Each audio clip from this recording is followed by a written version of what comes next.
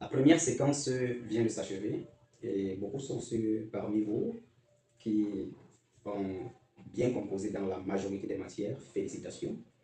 Beaucoup aussi sont ceux-là qui ont eu des difficultés dans certaines matières. Alors, c'est le temps de l'examen de la première séquence. C'est le temps du bilan pour savoir exactement ce qui n'a pas bien marché, pourquoi ça n'a pas bien marché et comment y remédier. Premièrement, la chose que je vais dire à ceux-là qui ont bien composé, ont eu de bonnes moyennes, c'est de ne pas tomber dans le piège du fait que la première séquence était facile pour eux. Parce que se contentant de cette moyenne-là, pourtant on n'est qu'à la première séquence, peut faire en sorte qu'ils soient facilement déclassés.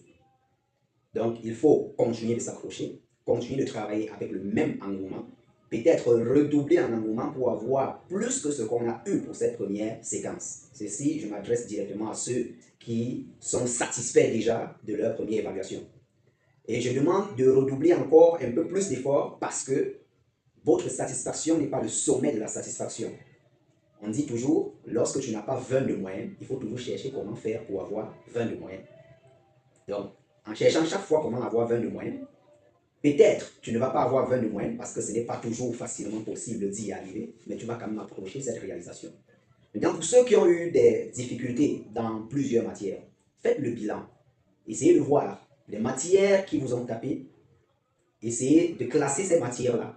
Classifiez-les également avec les coefficients pour voir exactement à quel niveau vous vous trouvez. En classant ces matières, projetez-vous également à l'examen avec ces matières et classez également avec leurs coefficients pour essayer de voir l'impact que cela aurait eu si vous étiez déjà à l'examen.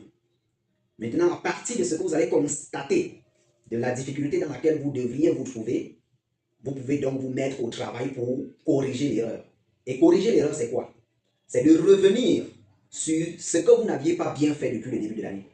En début de l'année, il était question pour chacun de vous de bien prendre l'élan au cours de l'année scolaire, d'être attentif à chaque enseignement des enseignants, de poser les questions à chaque fois qu'on avait des notions qu'on n'avait pas comprises, et aussi de refaire de façon sérieuse les exercices qui étaient faits à l'école, à la maison. Pour mieux s'en sortir, nous avons mis à votre disposition, il y a de cela quelques semaines, un guide d'apprentissage des mathématiques qui aide également dans plusieurs autres matières.